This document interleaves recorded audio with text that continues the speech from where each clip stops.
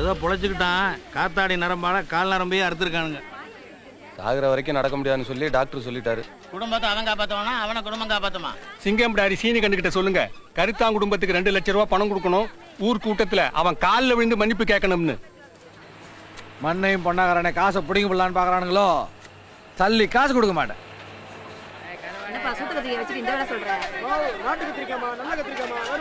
ஊருக்குள்ள கட்டு போட்டுருக்காங்க. போய் சீனி கண்ணா மன்னிப்பு கேட்க சொல்லுங்க. அது வரைக்கும் யாரும் இங்க எதுவும் விற்கவும் முடியாது, யாரும் எதுவும் வாங்க மாட்டாங்க. யாரும் வரக்கூடாது. இன்னைக்கு சந்தை சிரிச்சுதா? புலிவதன சிவப்பதுங்கிற குழப்பே இல்லையாடா? மயிலே மயிலே இறகு போடுன்னா அது போடாது, புடுங்கணும். யோசிக்காம அதை பண்ண சொல்லிடுங்க. வீட்டு பாடம் பண்ணியாந்தீங்களா?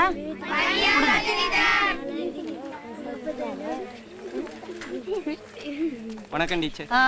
என்னப்பா புலிவதனத்துல ஸ்கூல் லீவா? சீனிக்கண்ணு மன்னிப்பு கேட்கற வரைக்கும் பள்ளிக்கூடம் திறக்க மாட்டாங்களா டீச்சர்?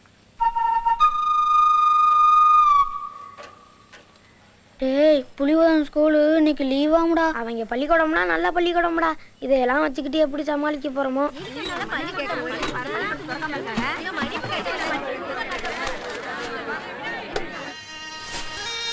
ஊரே உங்களை கடிச்சு கொட்டுது.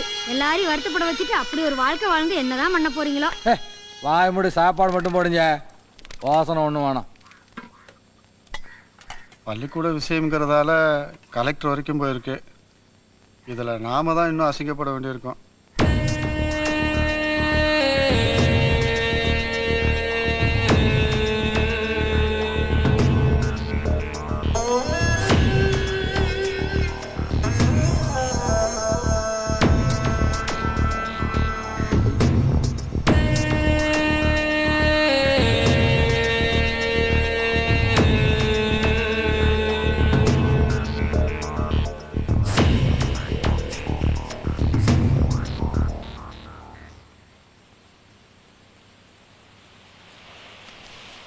ஏங்க துண்டு விழுந்துச்சுங்க.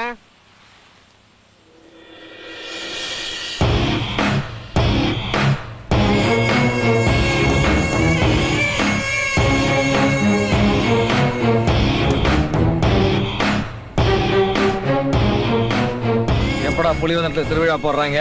தெரியல, கேட்டு சொல்றேங்க ஐயா. தலையில என்ன தேய்ச்சி மூடிட்டு பட்ட சாராயம் பண்ணிக்கிறேன் தின்னுண்டா. பெருசா ஓட்டுறா.